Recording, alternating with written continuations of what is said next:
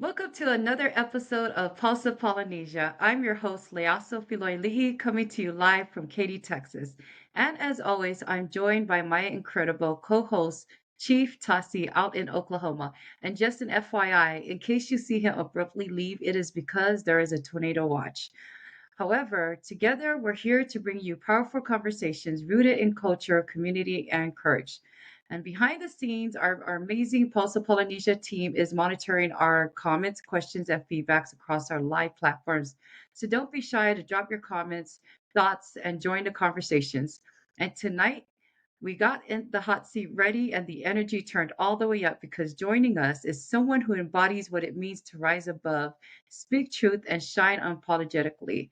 From glam to grits, from being bullied to becoming bold, her story is one of powerful purpose and Polynesian pride. Hailing from Melbourne, Australia, she is unfiltered, unapologetic, and absolutely unforgettable. Whether you know her as Suzanne Niko or follow her as luscious black woman, one thing is for sure, she's got something to say, and you're going to want to hear every word. So let's welcome her to the mic. She goes by Sana, aka Luscious Black Woman. Welcome to Pulse of Polynesia. What's up? What's Alofa up? sana. Welcome. Thank you so much for having me. Yeah, Always a pleasure to have you. Thank yeah. you. Thank you so much. Well, by the way, my friends always said, like, don't worry about the future. All you gotta know is somewhere on the other side of the world, it's tomorrow. And so hmm if it's tomorrow, everything's gonna be okay. And Yes. so I know that it's Sunday, 2 o'clock your time, right?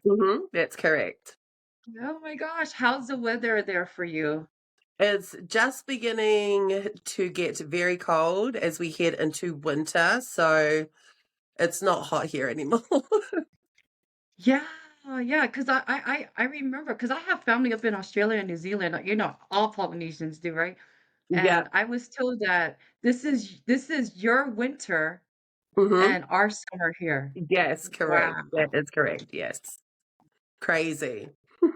Yeah. Well, you know what? Let's start with let's get started. Yeah. First of all, let's start with your roots, right? We know who you are, but for everybody out there that's tuning in, tell us about yourself, so who you are, where you're from, and also how has that place shaped you from where you came from? Sure. So my my Balangi name is Suzanne Niko, which is what you see on social media. But my Samoa name is Susana, Sana for short. I'm 36. I live in Melbourne with my husband and our two kids. Born and raised in New Zealand and made the big move to Australia maybe 12 years ago, and just decided to start our life here. And what a life it's been. Oh. Yes. Wait, you guys were in New Zealand before you moved to Australia. What made you guys decide to move to Australia? It was never in the books, but both my younger brothers are professional rugby league athletes. They both played for New Zealand Warriors when they were younger, and they both got offered contracts to play in Melbourne for Melbourne Storm. So, of course, money was good. So they moved over with my other brother and my parents. And then my husband and I moved over shortly after that. Oh, What by was the way, oh, what go was ahead. what was life like growing up? Anything interesting in your childhood Hmm. you'd like to share with us? Yeah, of course. So, where do I start? I was born and raised in Wellington. We moved to Hawke's Bay, Napier, beautiful small little town, when I was around about 10, I think, and stayed there right up until I finished school. School wasn't the easiest at all. Mhm. And then I went back down to Wellington to go to university, and I fell pregnant within my second year of uni with our first child, Ezra. And then we went to Auckland, and then we made the move over here. But yeah, growing up in New Zealand is completely different to how I see and view Australia. Completely different. What makes it different? Just the cultural aspect of everything, different religions as well. Obviously, here in Mhm. Australia, there's so much more like different cultures in schools, whereas back in New Zealand in Mm. our day, it was just your Māoris, your Palangis, and your Polynesians, whereas here is so diverse. It's incredible. So incredible here. Mm. Just want to go back onto that. Did you guys ever spend time in Samoa during your childhood, We did. or at least visit? We did. I think before I was a teenager, I think we had gone about maybe 3 or 4 times to Samoa, and I loved it. It was such a culture shock. And it's just vivid memories that will forever be imprinted on me. And I reckon that's why I keep going back every year now that I'm an adult, because I love it. I love it so much. Beautiful. I was thinking that you were raised in Samoa because your Samoan is very unique. You Oh, you speak it very well. So thank was it you. spoken a lot in your family? Yeah, so when we were growing up, of course, being in a Samoan household, you get the telling off in Samoan. So those words we definitely understood. We did attend a few Samoan community things, but we weren't raised in a Samoan church, like AOG or Ifakasa or anything like that. It was mixed Samoan and English in our household growing up. And it wasn't until I became an adult and I met my now husband, and he is just full on Samoan. So I am so grateful that I married him, because without him, I would probably be a plastic Samoan, as per se. When people try speak it but can't pronounce the words right, and people automatically assume they're plastic Samoans. I hate that terminology, but yeah, without my husband, I would not know the lingo of Samoan language. Oh. Yeah, I like you just mentioned your husband, and he is a Matai, right? Yes, he does. He Okay. does. Yeah. And what village was that? Is your husband from? So it was from Nayafu in Savai'i. Okay. And forgive me, I have forgotten the other. Oh, you're fine. I know, like my roots. I grew up in American Samoa, but our roots are tied to Savai'i, and then Mhm. on my dad's side, he also has ties to Mangua. So yeah, very interesting. Okay, yeah. And it's a side that I've never experienced, like especially with funerals, weddings, wha'alawe-laves and stuff. I've never experienced that until I was in a relationship with him. So you know how you mentioned that it was a culture shock when you went back to Western Samoa, right? Mhm. So you got to learn. We all knew love is there, right? But then being able to have to go through that now with, being married to a man that's very ingrained in the culture, Yeah, was that something that really shocked you at the same time where you yeah, have to, yeah, in what ways? I mean, 100%. 100%. Mhm. So this is a joke, but I remember growing up, my dad used to say to me, never marry a Samoan man, because it's all going to be wha'alawe-laves. It's all you're going to do with your whole life. I'm pretty sure other Samoan parents have said the same thing to their kids. And I was like, don't worry, Dad, And we would go to Samoa when we were younger, and just seeing how they lived off so little, but were so genuinely happy. The weddings, the funerals I attended when I was younger in Samoa, I did not understand the aspect and behind the scenes of everything, Mhm. And it wasn't until I was a bit older, I experienced it as an adult, as a wife, Mhm. of how everything worked. And it was a very big eye opener. I don't regret it at all. It's just something Mhm. that we are built as Samoans to participate in. Do you know what I mean? Right. Mhm. I love it. I absolutely love it. Mhm. And in addition to what you just mentioned, most people don't get the experience from being in a Matai family. Once you Yeah, correct. are under a Matai, or like the closer you are to that Matai, now it broadens your perspective, because they are more heavily involved in the actual families. They are the ones that are doing all the coordinations. Yeah, So from your yeah, lens, now it's now expanded, and you have a better grasp than most folks. So yeah. correct. Yeah. Sana, did you ever have to say no? Because you know how you're pretty much the women are the backbone of their So, husband, of course, you know. Were there times where you have to say no to your husband with the faalavelawes? there were, I can honestly say, I don't think there was a time I've ever said no, because with my husband, it's just him and his sister. Usually Mm. Samoans have so many siblings, but it's just them two. His sister is not very well, so his parents relied Oh, heavily on Victor. So I don't think I've ever said no to anything that they needed. And his mum is very well known. She was the principal of Bersinger College, the Mormon yeah. school. And Yeah. yeah. So, I mean, she had a good job too, but of course, when there's faalavelawes, we would always put in, always. And it was never a doubt in my mind that we had to help. We had to do it.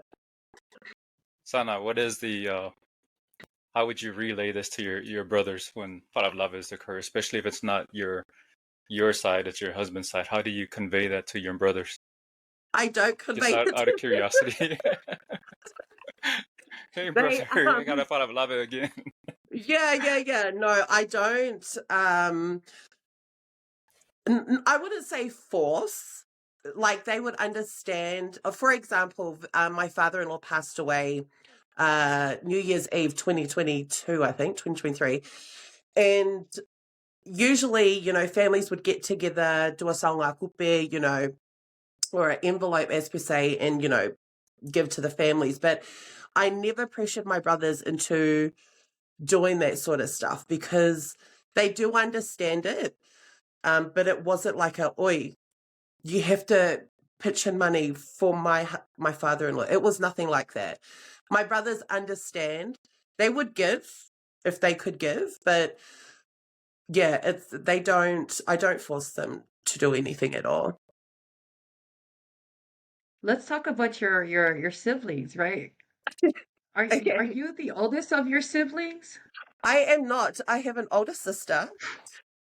She's 2 years older than me. She lives in Perth. Then there's me, and then I have a brother who plays professional rugby in France. Well, I think he's in England now. And he's just retired. And then I have another brother who lives in Sydney currently, and I have another brother who lives here in Melbourne. My dad remarried, and he gave us a younger brother and a younger sister. So there's quite a lot of us. Wow. How was it? It seems like you had was filled with a lot of boys in the house. So were you pretty much having to toughen up with them, or how was it? Or Yeah, I take it you're probably, yeah, spoiled, or how was it for yeah. you growing up So with them? I was definitely spoiled. My dad's family, my mum's family would come over. They would take me out, you know. But me and my brothers were all athletic. I played netball, basketball, volleyball, rugby. My brothers just participated in volleyball and rugby. So if we were at school, after school, we would be split into trainings. Every day after school, we would be somewhere at training. And the only time we saw each other was when we came home to eat and sleep. So there wasn't really time to interact or mingle as siblings as per se. Only when we traveled, which was very rarely, but yeah, Yeah. I was always spoiled. Did That you is get very to unique attend? having, go ahead. Did you get to attend a lot of your brother's rugby games, like to travel internationally? um, when they were younger, is No, that what your you're brother asking? that just retired. Have you attended some of Oh, his okay. games? Yeah. So I have not watched Elijah play overseas. A one-way ticket from here to Paris is like a house deposit. It's insane. But when he used to play for Warriors and Melbourne Storm, we were always there and we loved it. That was like our Saturday family day, was going to the rugby to watch the boys. But when he went overseas, it was just so hard to watch him. So we would try watch on live television if we could. Yeah, those were the only times in his adult career I could watch was on TV. Sana, who got you guys involved with sports? Was it just something that you guys automatically got involved with playing? I think my mum was athletic in her high school days. I don't think my Mhm. dad's ever played. We just found a love for sport when we were growing up, Mm. and we just stuck by it. Um, I don't think we had many friends. Like one of my brothers had a lot of friends, but my other brother and I didn't have a lot of friends, and we just turned to sports just because we could socialize with others. You know what I mean? Like to interact with others. And within that sports group is how we made our friends, if that makes Mhm. sense. Do you attribute a lot of athleticism part of your Polynesian your ethnicity or your bloodline? Mm-hmm. You think that athleticism is from, just being poly or just, Oh, I do have a few aunties and uncles who've played and competed professionally. I have an auntie in Perth who was Samoa's weightlifter champion. She played for the Samoa women's rugby team. My grandpa was a professional boxer. Wow. Um, oh my God, you put me on the spot. I can't remember. No, the reason why I ask is like most Samoans, like growing up in Samoa, almost every kid is athletic. I mean, you play in the evenings, and then you may not play on the high school team or anything, and then you Mm-hmm. get to the States, all of a sudden you're like the superstar, and you're looking at yourself and Yeah, saying, "Back home, I'm just the average kid," but then I get to the States, and everyone is looking at you as like, "Man, this is a gifted kid." So, I mean, is what came to mind is the natural athleticism. It seems like it's yeah, built in us. Yeah. yeah, it is. I would agree. It is built in us. There's so many kids, Islander kids, who are so talented, they don't even know it. They don't even Yeah. know it. Mhm. Well, Sana, let me jump into something other than the subject that we're talking about. We're going to switch gears. Mhm. We learned that you're half Samoan. Yes. What is the other part of your ethnic background? And how I and am, is this go ahead. I'm half Samoan, half Bangladesh. It's my Bangladesh side. I did not find out until I was, I think, 21 or 22 years old. And just out of respect of my dad, for my dad and my dad's family, I have never spoken about it since. And it's not something I want to navigate through trying to find my roots of. I am proud to be who I am. And yeah. But yes, half Bangladesh, half someone.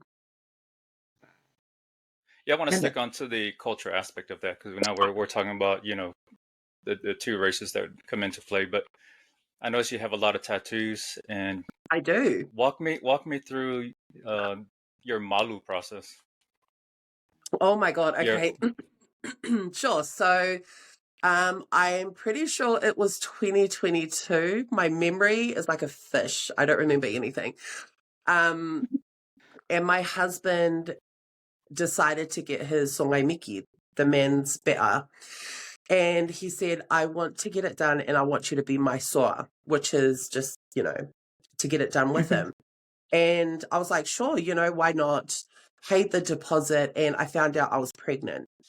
So obviously I couldn't go ahead with my malu. We continued on with his journey.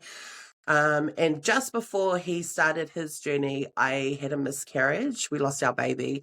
So I decided to get my malu done.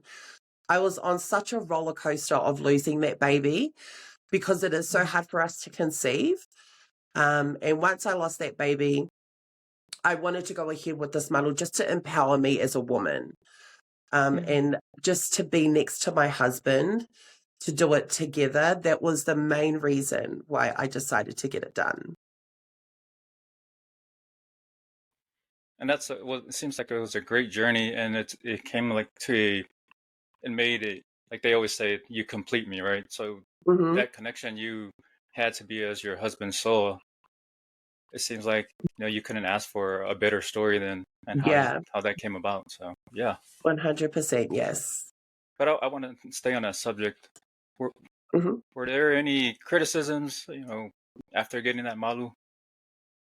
What I has don't the think I community I don't think I copped any criticism about my malu until a recent incident on social media happened, Yeah.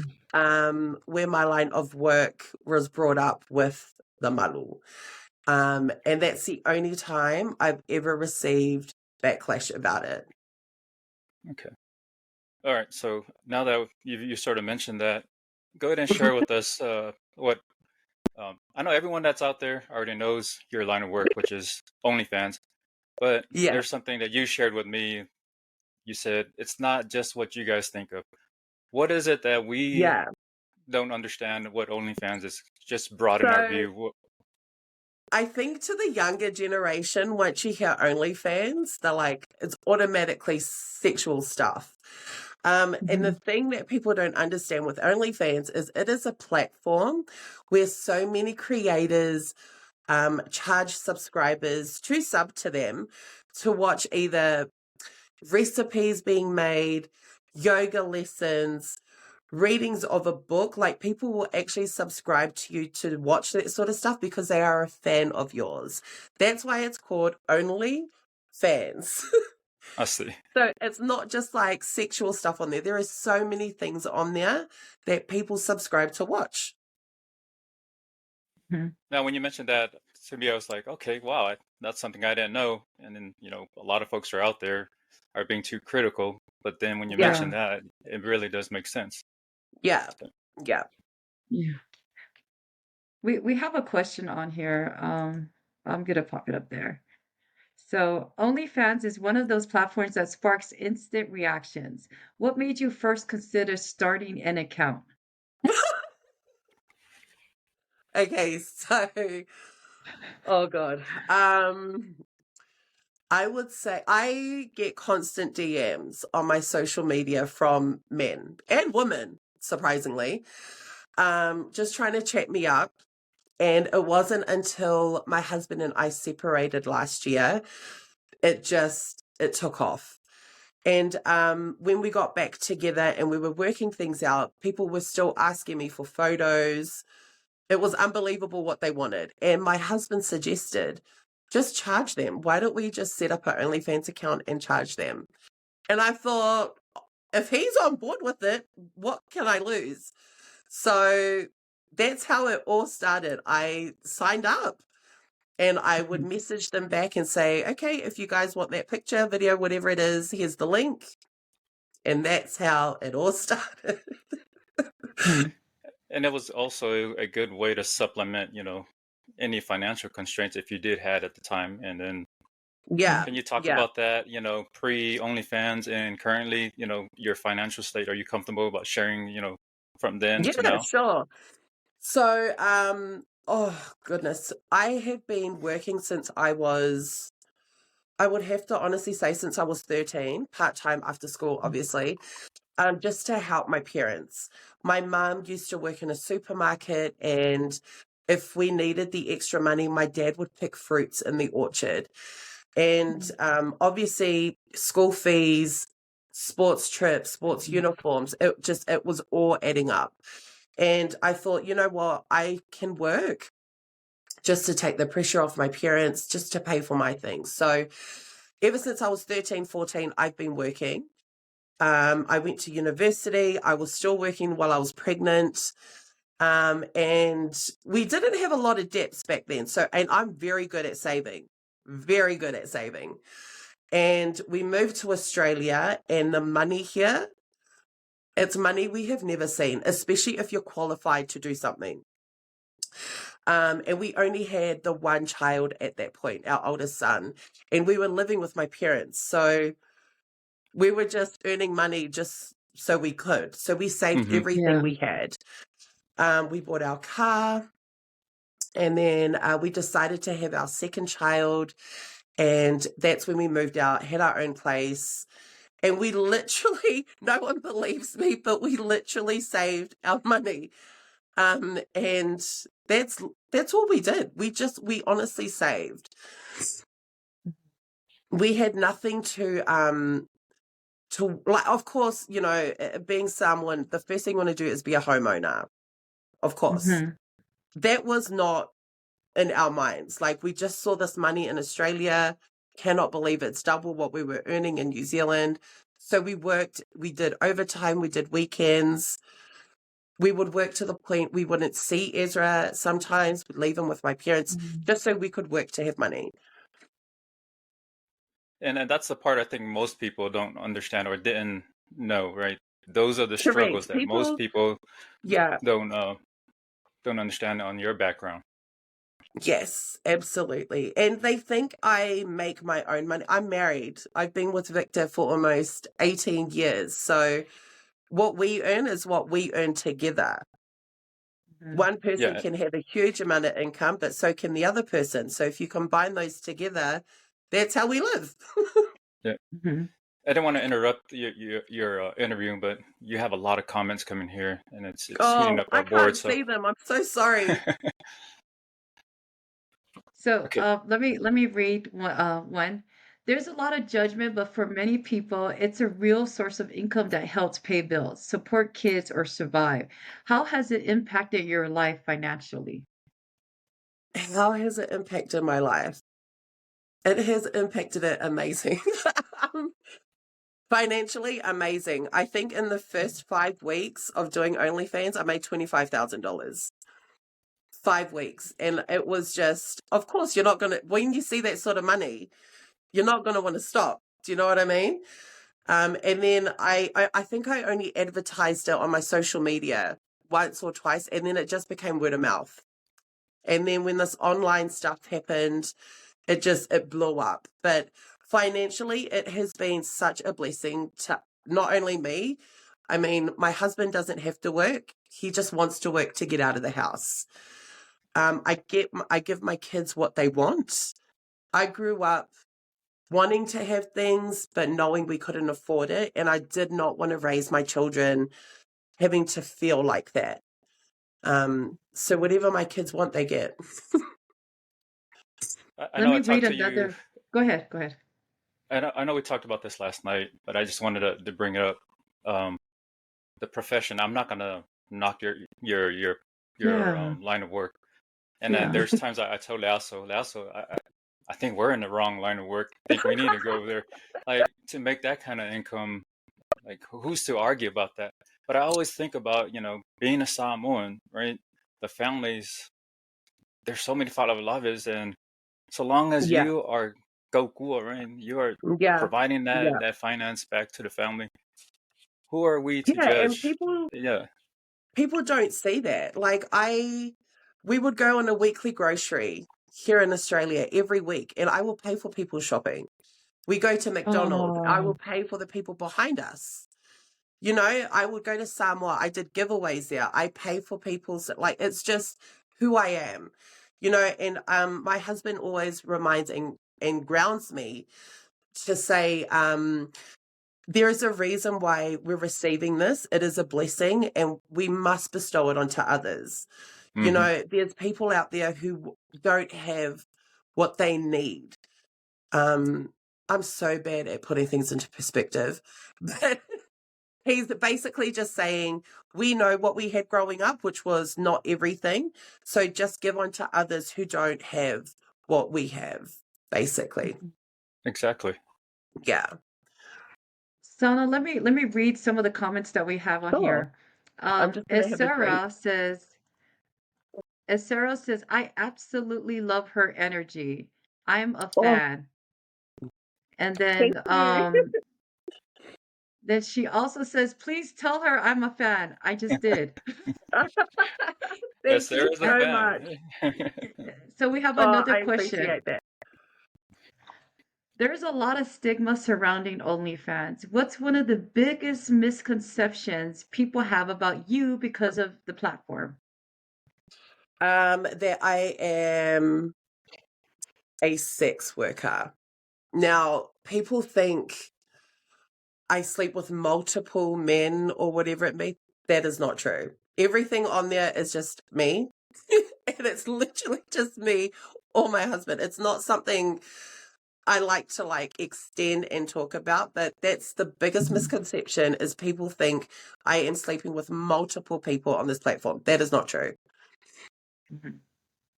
Well, it is how it is with the well, I think it's pretty much people in general, but a lot of growing up in the Samoan culture, right? There's a lot of talk. Yes. And we saw that, and I hate to bring this back, but we don't need to mention names. Going back to the bullying, well, talking about bullying, Hmm. what just happened recently probably triggered what happened to you growing up, Yeah, that with the bullying part. Can you tell us about that? Because I know of course. there's a lot of people out there that's going through a similar situation. Yeah, of course. So I would say the bullying in my childhood started when I was in primary school. Um, the couple of times we went to Samoa during that age, I would come back with boils. And when you have boils, as a kid, you're scratching, it leaves scars on Yeah. your leg, your body, everywhere. So I used to go to school and people used to call me cigarette burns because of it, elephant legs, blackie, bunga. Bunga was like a common word for Samoans back then when I was a kid. And I just never understood why. And I shut down. And because I shut down, I was seen as weak to a specific bully that I had. She was twice my size. And it started off with her just pulling my hair, walk past, shove. And then it got to the extent where she would hit me. And I never, to this day, I don't know why I didn't tell my parents. It wasn't because I was scared. I don't know why I didn't tell them. And it got to the point where it went on for a few more years, that after school, I would wait for her at the playground behind our school for her to beat me up. She would beat me up. I would cry. She would go walk home and I would walk home too. And it just, it's so, when this all blew up on social media recently, it was just bottles of emotion that came out that I just never thought I had to revisit again, because that's what it felt like. It was just trauma that I had stored that just came unraveling back with the name calling. That it just belittled me as a person. So going back to that bullying, the recent one now, you're getting Hmm. cyberbullied, right? Yeah. Has the community rallied in your support? Can you share, your supporters? Oh, 100%. Yeah. Yes. Excuse me. When I just was going about my day, went to sleep, I woke up and I had so many DMs that was passed around saying, "Sis, have you seen this? These ladies are talking about you." And usually I am just like, oh, whatever, didn't really care. But because there was so many, and I was like, it has got to be that bad.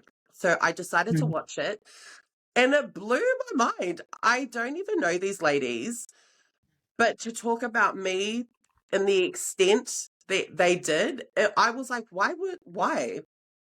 And then that's when I made that clapback video. Mhm. Now, I would have left it at that. But the fact that one of them took it to the extent of leaking sexual videos on a minor platform, I knew something had to be done, because that was not okay. That was not okay. Mhm. And then, I went to your page and I noticed you're about to release a clothing line. It seems like Mhm. this sort of was the inspiration behind that. Can you share some Correct. about that? Yes. So one of my really good friends and a few followers, because I had on my Instagram stories when this was all going on, I would have just hashtag lines, just random, like clocked it, Mhm. or mapungi, just because I'm Mhm. very, very petty. So when I did those hashtags, people were just laughing, and a friend of mine and a couple of followers were like, "You should actually put those hashtags on a t-shirt." And I thought, oh my God. So I did it. I started it. If it wasn't for this particular situation, I would never have had the drive to start the Mhm. clothing business that I've had in the back of my mind for years. So this was an actual stepping stone that I needed, and the only positive Yeah. thing to come out of this whole scenario. Yes. Yes. Just make sure you make a hoodie so when I buy one, I can walk around and Yeah, have that, like, 100%. They my Yes. arrive. I'm homies. waiting for the samples to arrive and then we're on. Don't worry. Yes. Well, Sana, we got a question here for you. The Malu carries deep cultural meaning and responsibility. It's sacred. At the same time, you have an OnlyFans, which Mhm. some people judge harshly. How do you navigate those two parts of yourself when people say they don't belong together? All right. So that is another aspect that I am still learning too. It's when I got my malu done, OnlyFans was never in the books. Like that was something I never ever thought of or crossed my mind. The thing people don't understand or probably realize, there are hundreds, if not thousands, of girls with a malu on OnlyFans. That's what they don't. They think I'm the only one. I'm not the only one on there. I do. My malu is. I love my malu. I'm just a very confident person. On my Instagram and social media, I'm in two-piece bikinis and I Mhm. showcase my malu everywhere. No one has said anything. It wasn't until this line of work came out and people were like, uh-oh, she can't have the malu and do that at the same time. So that is a concept I'm still grasping at. Like, why is it such an issue with so many people when back in the day, girls could wear just a necklace and go naked and wear their malu? Like, that was their clothing. Do you know what I mean? Yeah. Mhm.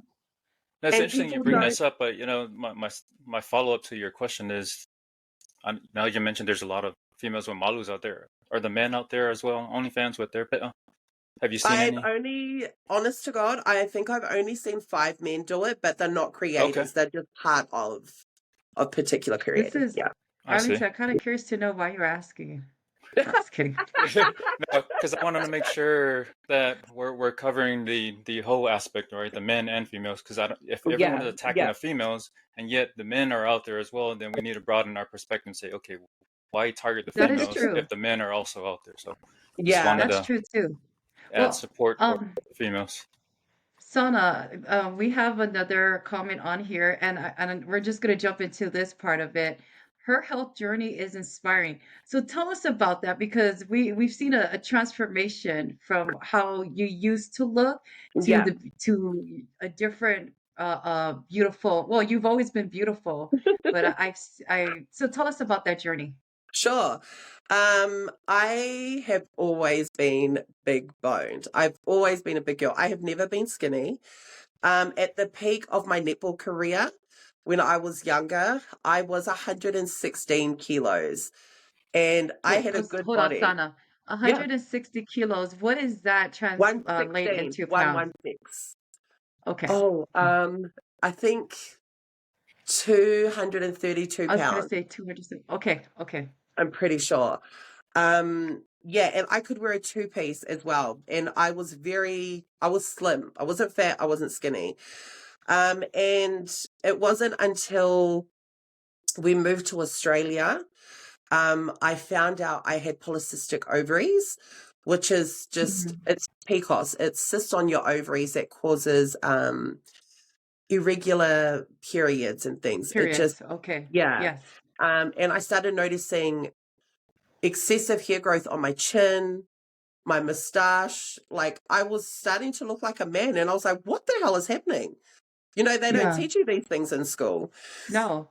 And then I found out I was diagnosed with that. And that was the reason why it was taking us so long to have more children. Mm. And I started on Duramine, which I found out is similar effect to speed. It does help with weight loss, but once you come off it, you pile it right back up. Another thing I Mm. went on, which I have shared openly, is called Ozempic. Hmm. I think it's called semaglutide, I think. Yes. And it's an injection you inject yourself with that diabetes people use. Hmm. And I reckon that's the only thing that's helped with weight loss. Now, in Hmm. Australia, it is very hard to get because they prioritize diabetics over people who want to lose weight with it. But when I was on it, it did shrink my stomach, so I wasn't hungry all the time, but I know how to train. I know how to eat. I know how to train. And I've just kept going at that. I think every human adult knows if you eat shit, you're going to look like shit. Yes. So it is all about mentality. I don't go to the gym every day. I used to, but I'm a mum. I'm a business owner. I'm a human. I don't glamorize going to the gym to look good. I go to the gym to feel good. Yes. Yes, I totally agree. Now let's talk about kids, right? You talked about I thought so grandkids, were those your grandkids? Because I saw No, you carrying oh my two gosh. babies. Oh my goodness, no. So my cousin, she she's younger than I am. And she moved to Melbourne with her partner, and when I found out she was pregnant, I was like, oh my gosh, another baby. And I grew very, very close to that baby. Then she became pregnant for the second time. And I remember in my Instagram stories, after she gave birth to her second, they were coming through the door, and my husband said something like, oh, our grandkids are here. And I was like, oh my gosh, our grandkids. And it just started from there. So we jokingly call them our grandkids, but they're not actually my grandkids, no. But really they are your grandkids, they love Yeah, you like a grandma. So yeah. we'll take I treat that. them, yeah. Sana, I just wanted to add in regards to the IVF. Hmm. You've tried IVF. Yes, It's not something heard of our Polynesian women using that. Um, no, was this was like the last resort for you and your husband was to use IVF. correct. How was that journey for you? It was not easy. Oh, good. After our Avon, our youngest, we fell pregnant naturally in 2019. And I didn't know I was pregnant at my wedding. Because with PCOS, you have irregular periods, so Yes, you don't know. Do you know what I mean? right. And it wasn't until before our wedding, I had the marina put in. After our wedding, I went and I said, okay, I want the marina out because we Yeah, want to have a baby. They couldn't find it. right. And I was like, oh, okay, great news. Yeah, yeah. And then I started experiencing these really bad pelvic pains. And I was like, okay, maybe my period's coming. And then one day at work, I was a workaholic. Pain did not faze me. It was not going to stop me from working. I was Mhm. sitting on my office chair. I went to get up and I couldn't move. I had to be wheeled into the ambulance because I could not move. We get to the hospital and I find out that I had an ectopic pregnancy. And it's a pregnancy where the baby actually bursts in the tube. And the pain was because I started to bleed into my abdominal walls. And if I had gone in the next day, because I had the pain for 3 weeks, if I had gone in the next day, I wouldn't have made it. So when they removed baby and my left tube, I had one tube left, and that tube and ovaries are filled with cysts. So they Oh, told us right then and there, it's going to be very difficult to fall pregnant. You have a 1% chance of falling pregnant naturally. And I said to my husband, okay, we need to save more money. We're going to do IVF. And then COVID hit. And in Melbourne, there was a stop to IVF. And then when it was about to open up again, we got our appointments booked in and we found out we were naturally pregnant before we went in. And that was when we started my husband's journey. So I was like, mm, great, we don't need to do IVF. We're pregnant. And we lost that baby. I think I was about 20 weeks. yeah, We I'm lost so that baby. And it sorry. was such a traumatic time in my life because I'm thinking, I am such a good person. There are people out there who get pregnant who are addicted to drugs, who murder their children, who abuse their children. But I was saying this to God, and I was like, and you're taking children away from me. So I completely lost my spiritual side with God and my faith at that time. And when we lost our daughter, I was so mentally broken. I remember, oh my God, I don't want to cry. I remember I collected her ashes, and because all I know is work, I collected her ashes. We had her cremated. Picked up her ashes. I came straight home and I worked. All I did was Oh, work. And my husband said to me, you can't keep doing this. And I said, I don't know anything else but work. And that's when I took a break from my 9 to 5. I needed a mental break, which was yeah. meant to last 3 months. It has now lasted 3 years. And after we lost our daughter, I said we need to do IVF because I can't go through this again. And IVF is one of the biggest struggles I have ever had to go through in my life, ever. The biggest thing I've ever had to go through. Why is that? What is it Um, that? you're paying all this money and you're not even guaranteed a baby. It is physically draining on a woman's body. It is mentally draining, and it is all a numbers game. You can have all these eggs collected, go through all those injections, pay all this money, have all these eggs for them to not fertilize. Do you know what I mean? Or you have 10 embryos that have survived, that have fertilized, but only 2 of them survive. You put those 2 babies in and you miscarry. Like, it is a huge process that you have to be mentally prepared for. That's like a roller coaster. Oh That's my God, crazy. yeah, it really is. But I Sana, would I'm do so anything. sorry that you had to go through all that. Oh, thank you. It's just, it's life experiences that make me who I am. And Mhm. it is never, well, for me, I don't see any other Polynesian woman talking about it as a content Yeah, creator. You know what I mean? yeah. So I just thought putting it out there would help other women, and it has. So I love Hmm. getting messages from women saying, if it wasn't for your IVF, I would not have gone through that avenue. The costs, just mentally preparing for it, like, I love being there for them.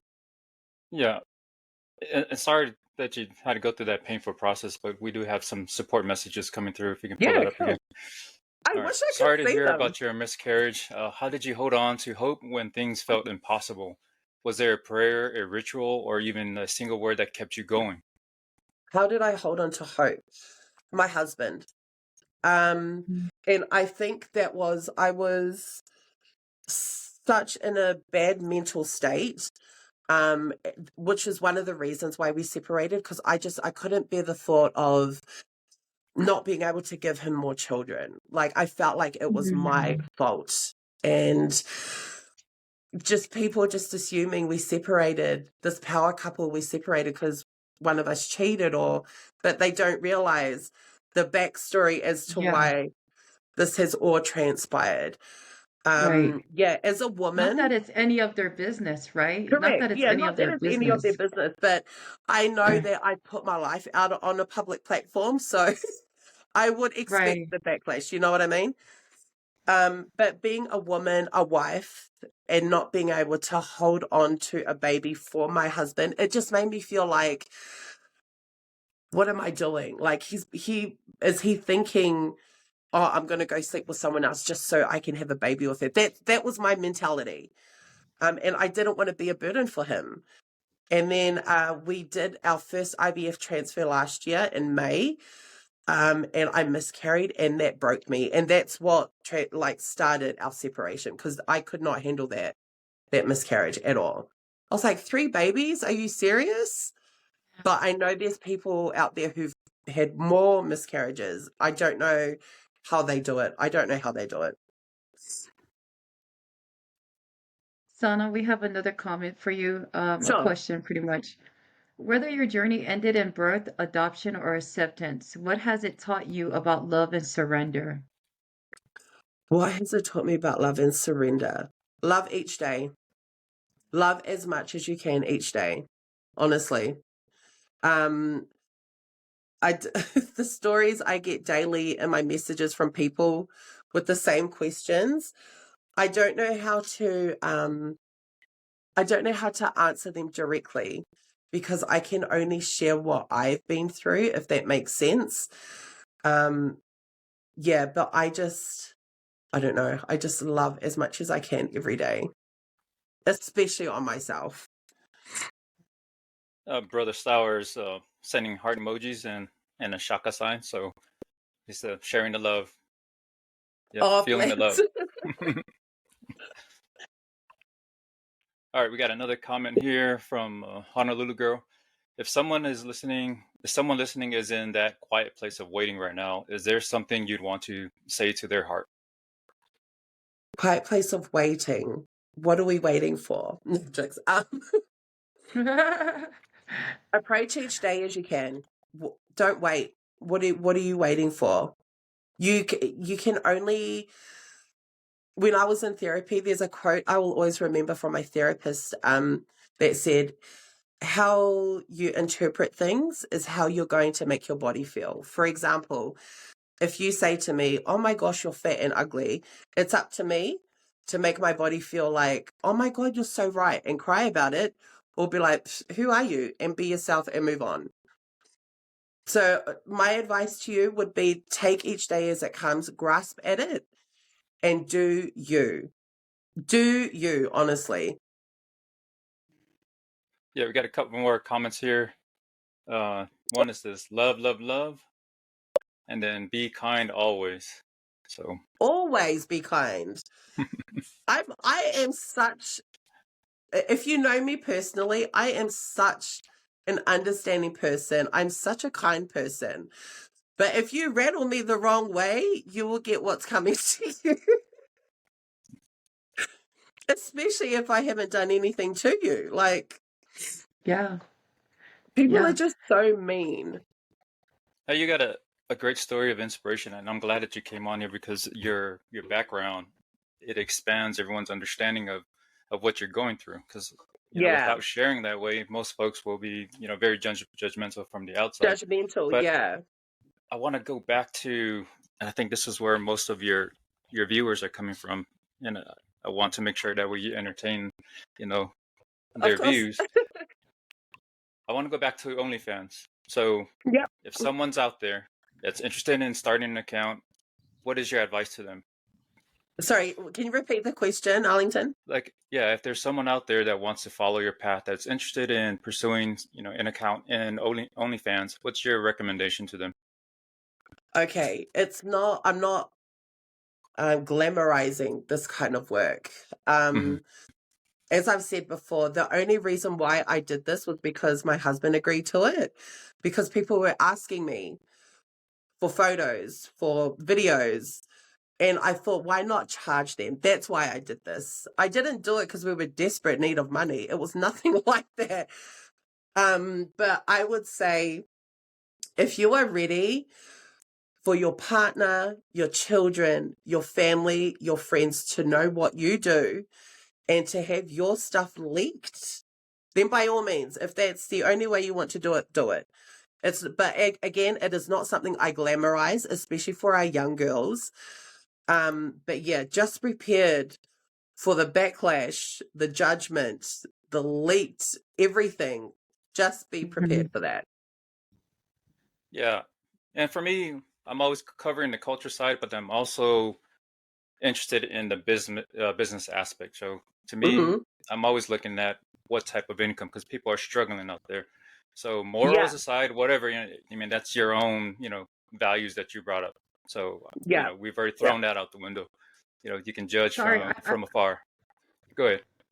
I'm only smiling because I'm beginning to wonder, like, Arlington, are we thinking about something?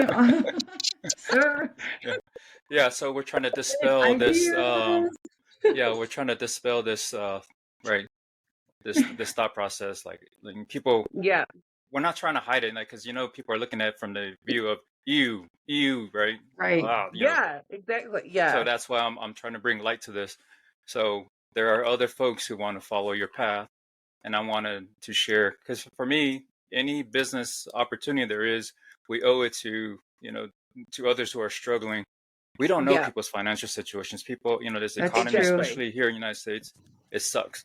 So if Yeah. I'm looking at someone and they're making like your kind of income, like, Yeah. who am I to judge that kind of money? Because I know I'm not making that kind of money, and I'm making good money, but I'm not making your kind of money. And So I just it just blew my mind how these ladies are just talking about me, especially there's a specific one on there. I won't say her name. She's just Right. grossed out at what I do. Like I could never do that. And then I have all these people who are sending me receipts about what she does.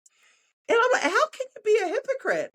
I would never downgrade another woman for doing what I do. Do what you Yes. got to do. Do you know what I mean? It's just everything. I totally believe everything happens for a reason, and it does. Hmm. But if I didn't have my husband's support, if I didn't have my dad's support, this would not happen. But those were the only concerns I had, were my children, my husband, and my dad, and that's all that mattered to me. Hmm. And I asked you this question last night because these types of industry, we look at P. Diddy's issue that he's going through, and I shared Yeah, my experience when I was in college. I also tried to pursue modeling, right? And as I was yeah, going through the process of modeling, all those agents that were trying to hire me as a male model, they were mm, asking, like my wife was with me, and they were like, "Who is she? Who is she?" But the atmosphere or the backstory behind it, everyone knew that even though I was a straight man, the stigma was, are you able to swing that direction? If you want to mm. become in this profession, are you willing to swing the other direction? So I think the question I had asked you last night was, have you encountered anything, or are there others out there in your line of work that are controlling or trying to take advantage of the young ladies that are on OnlyFans? Sort of like, I don't know.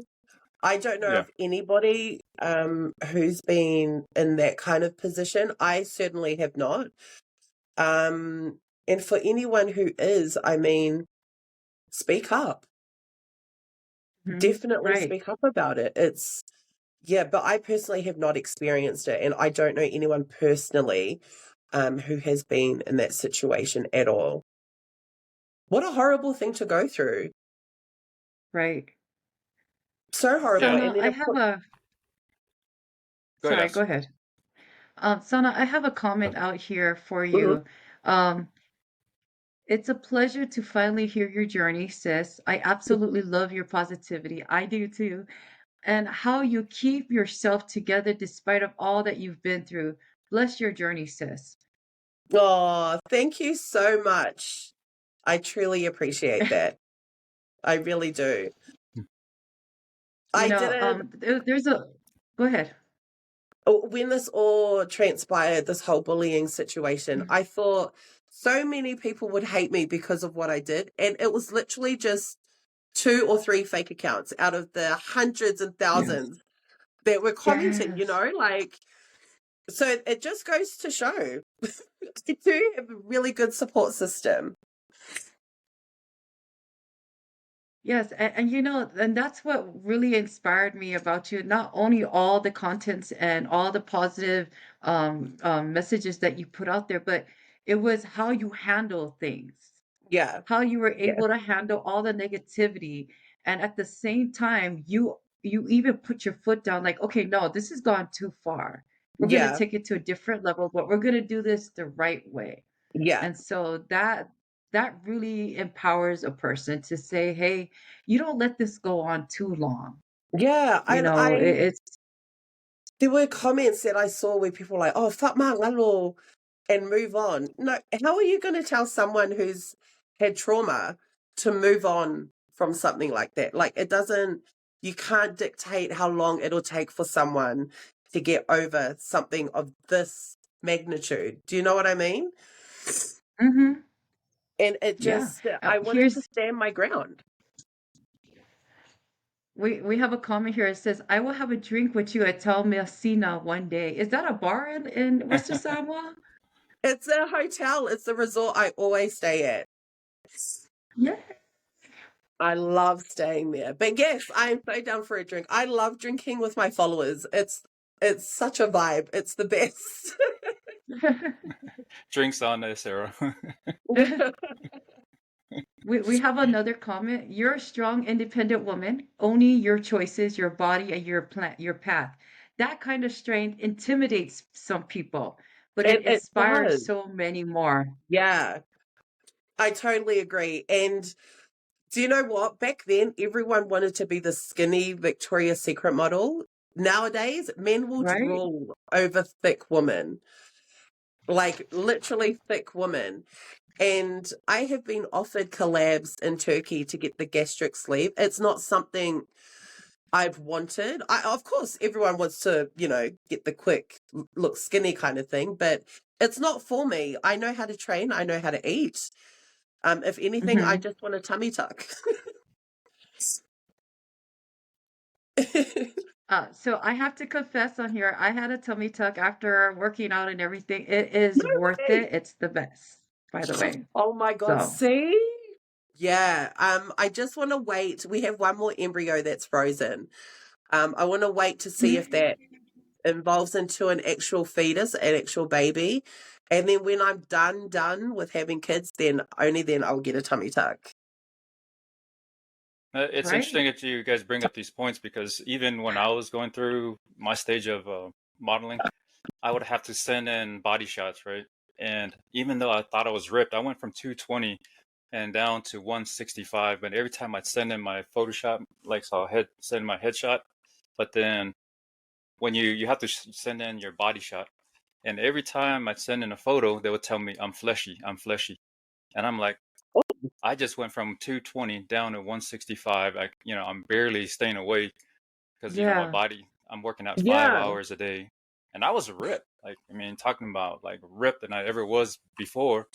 But the agents kept saying you're fleshy. Like I guess that's the modeling industry's way of saying you're fat.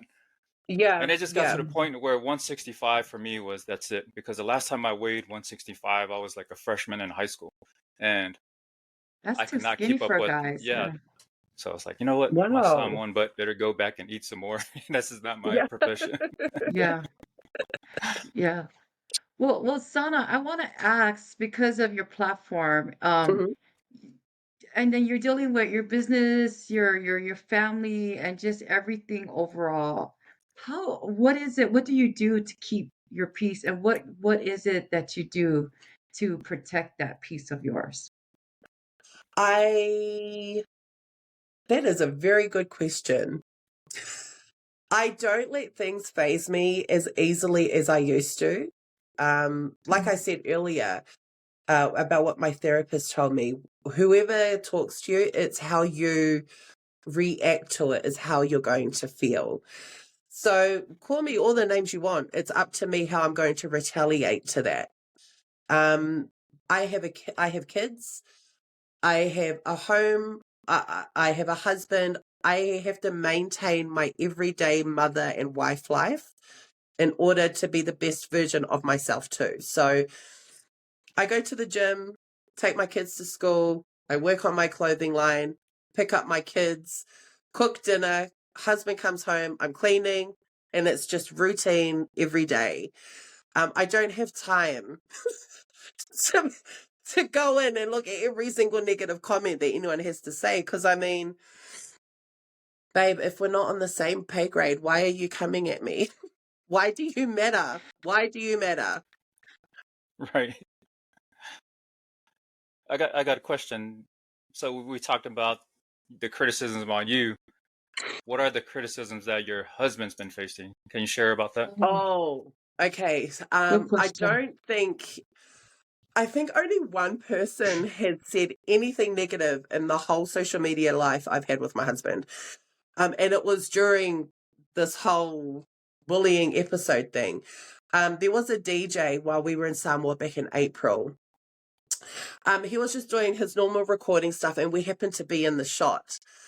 And that shot was uploaded onto a video. That video was then put on someone's particular Facebook. And it just set target of them looking at us.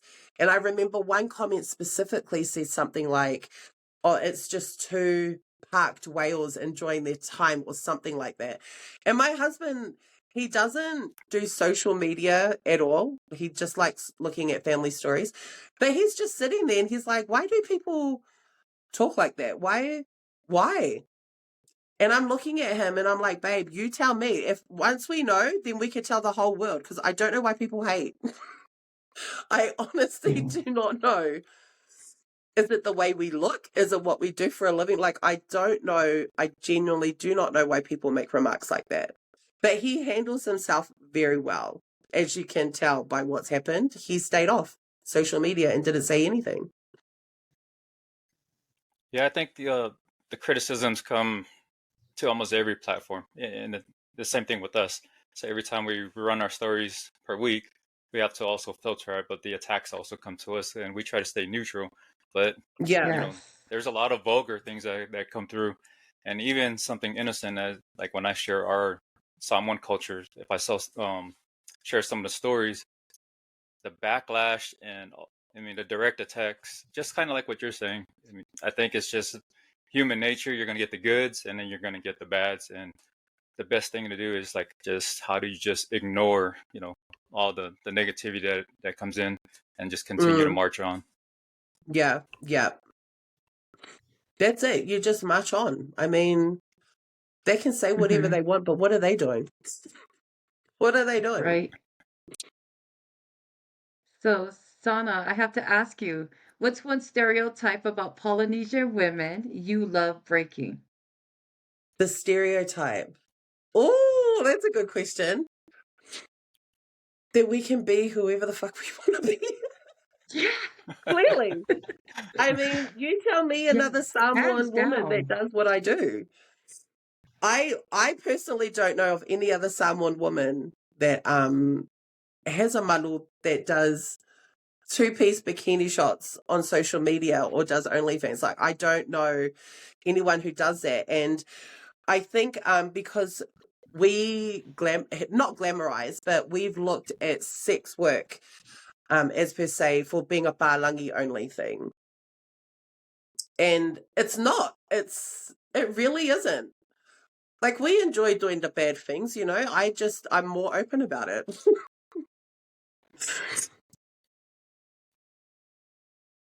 And the best part about that with you is that you're upfront and you're not fake and you're bold. And I Yeah, love that about you. thank you. Um, yeah, yeah, of course. And another thing I have for you to ask is heels or bare feet at family functions? Heels or bare feet at family functions? Oh, it Which depends what the function which is. would you prefer? Oh, bare feet, 100%. I would prefer bare feet. Yes. Yeah, I would prefer it, but it depends what my outfit is. So, Mm, I agree. I agree. So going back to family, which are your brothers, right? Your hmm brother had a successful rugby career. What was yeah, it like having someone in the spotlight in your own family? You have two of them.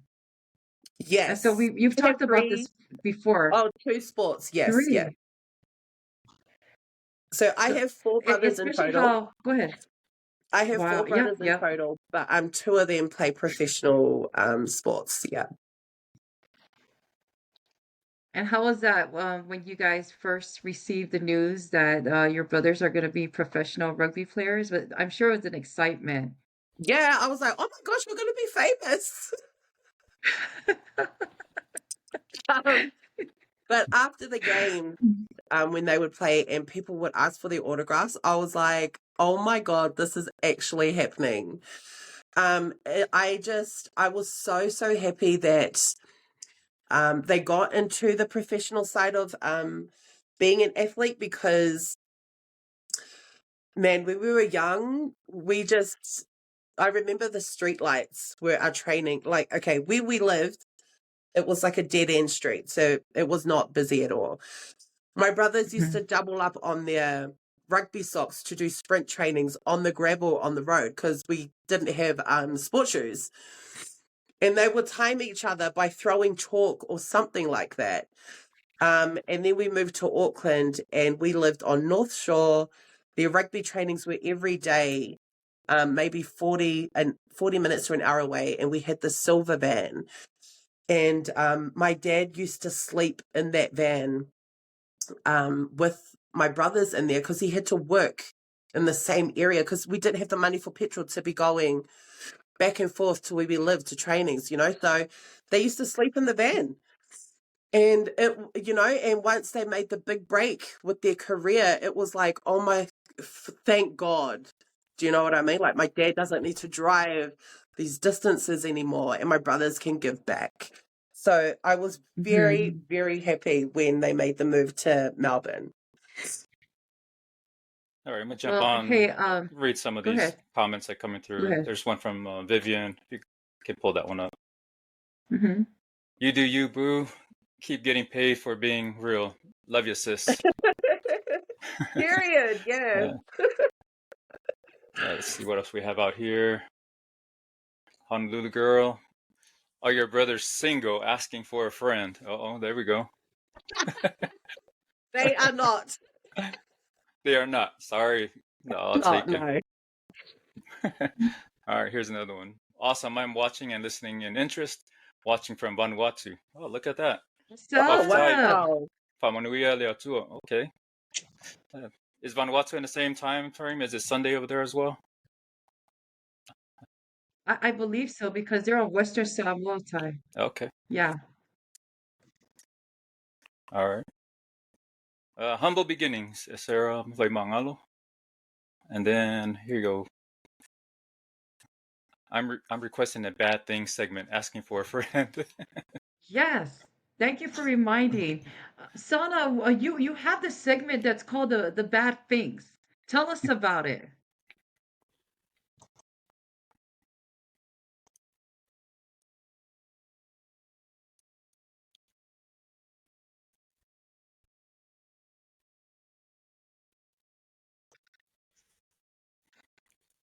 Oh.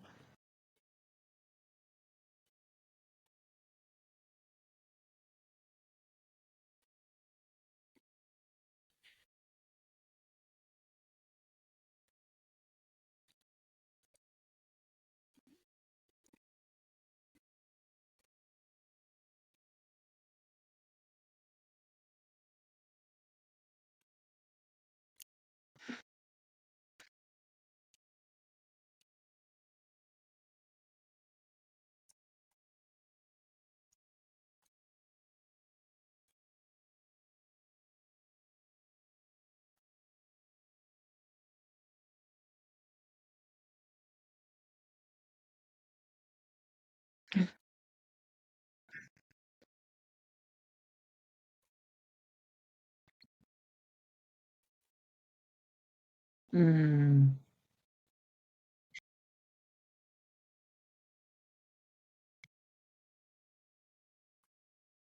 So you're like the that's a modern day Delilah. Do you know who Delilah is? Delilah. Delilah is American. Delilah would go and tell all these stories. She's like a storyteller. So no, but I like that. I like that what you have going on. I was telling Leaso, maybe we should do something like that. Maybe people can send us their letters and we can read them.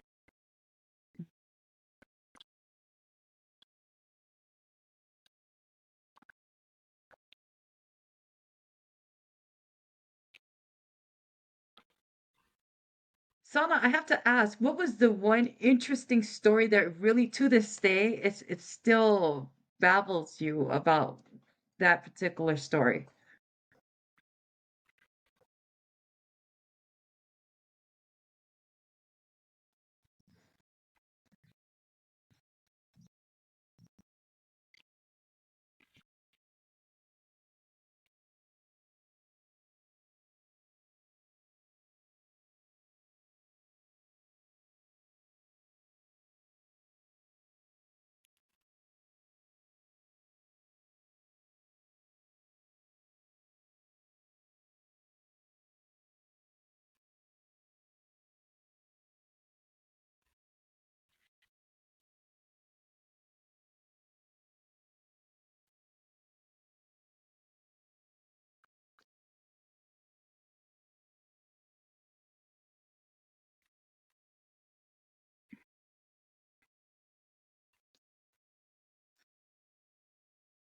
again, this is kind of like tying to all our other side chick stories that come on. Oh, Sorry, I didn't mean to interrupt you. I'm glad you mentioned that because now we have a side chick story to this segment.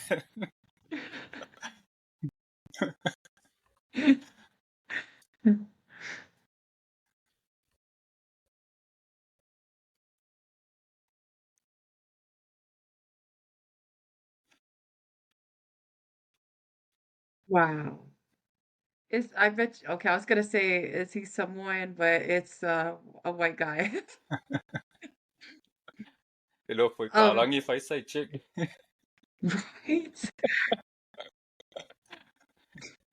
So Uh, Ragnar from Vanuatu responded now, so it's evening, Sunday evening. thank you, So, appreciate that. and then Honolulu girl says, I love it. We do too.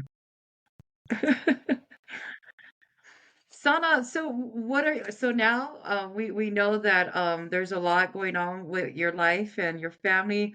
What are we expecting to see with Sana 5 years from now?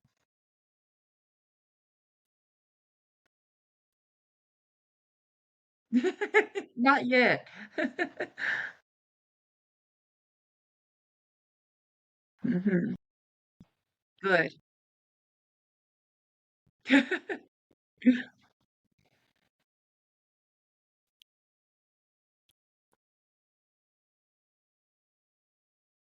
Hmm. Awesome. Hey, I wanted to Also, ask you, go ahead. I seen some of your videos. I never flown first class and all that. I love that lifestyle. Can you share some of that just so we can experience some of that for us? Yeah.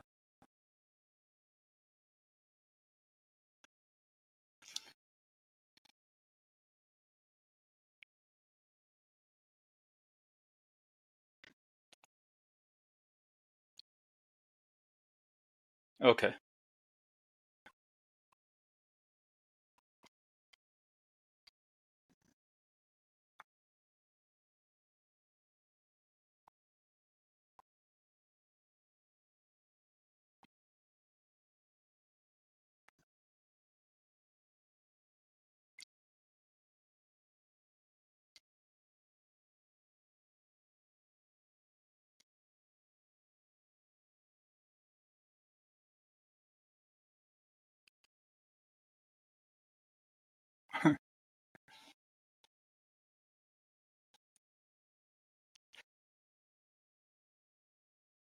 Great.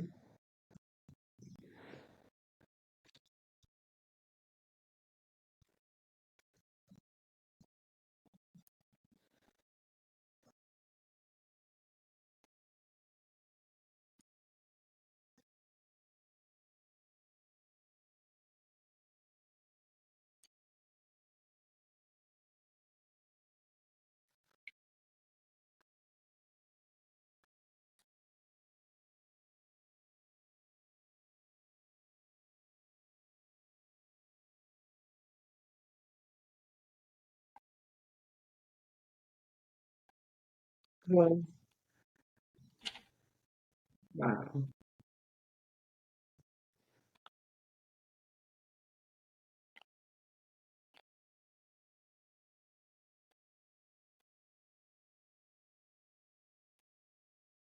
Hmm.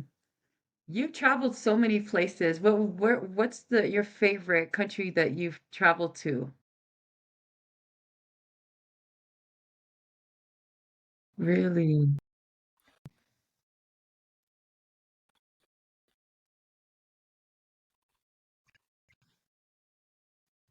Hmm.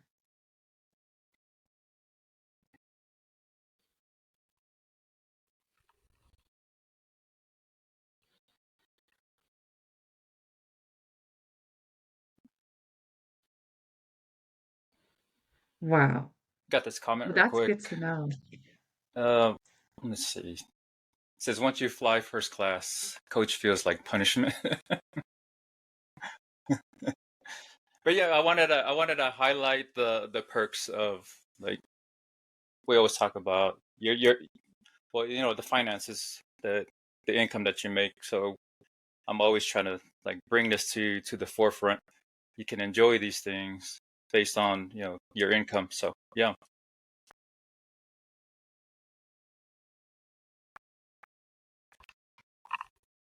Yeah.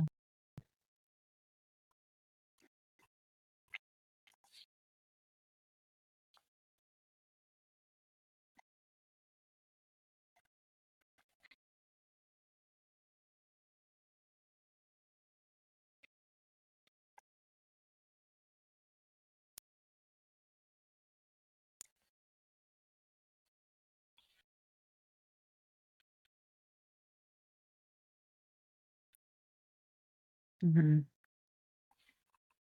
And to try to capture all this together, we're not coming from the approach, famo walunga. We're just saying the sky's the limit. But if you limit yourself, it's because of your own doing. But yeah, look at these stories of success. You too can achieve that. So yeah. Uh, Tailava Desmond. He says Des was here. Yeah, he's doing his own shout out. All right. So, um, we are heading close to the end of our podcast, Sana, and we really do appreciate you being on our podcast. I'm such a big fan of yours, and everyone that I we really do enjoy it, and I'm so glad we have you on here so that you everyone can have a different perspective of the other side of sauna that nobody knows about, and now they can understand, your side. And so, not that it matters to the things that have gone on, right? But this is a good perspective to see. And like what Arlington mentioned earlier, right, right.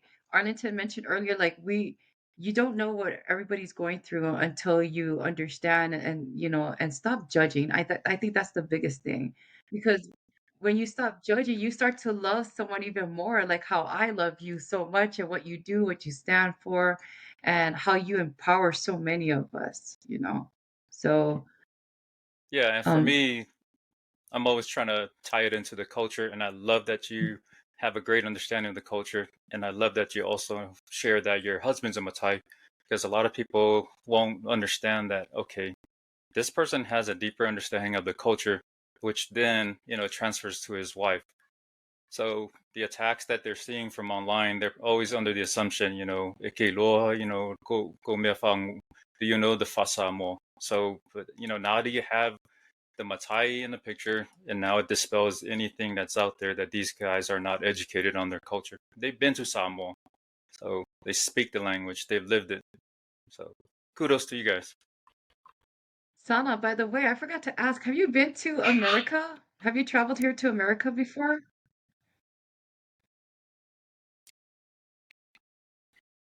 Yeah.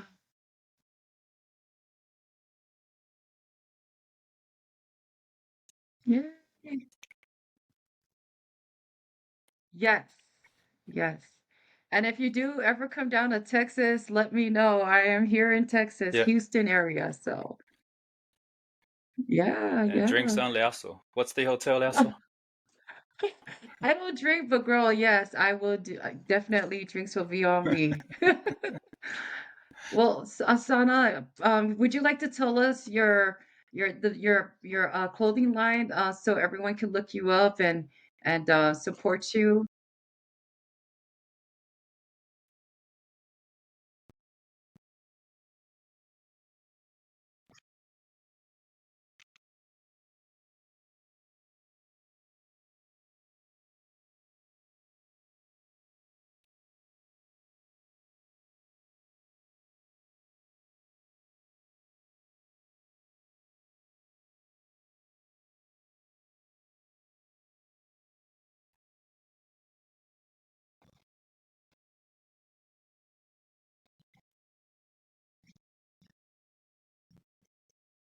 Mhm.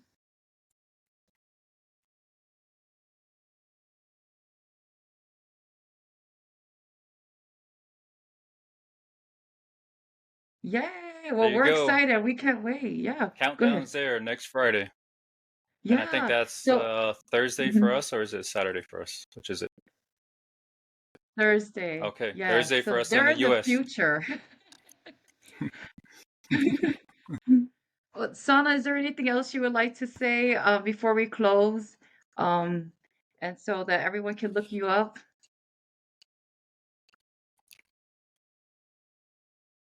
Yes. Yes.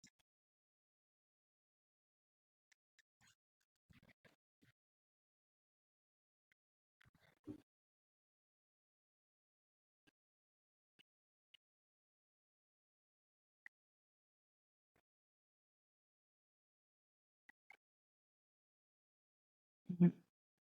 Well, again, like we mentioned, we're very blessed to have you on here. And yes, there's a reason for everything. And this is meant for you to utilize this platform. And everyone out there who is listening, look her up, Suzanne Niko. She's under at Luscious Black Woman. So please follow her. And and if anything, Arlington, do you have anything before we Yeah, Sana, close? send all our love to you and the family, and thanks for everyone else Yes. outline for all your comments and participating. So yeah, Yes. And as always, to God be all the yeah, glory. And Sana, we love you. Thank you so much for being on our podcast.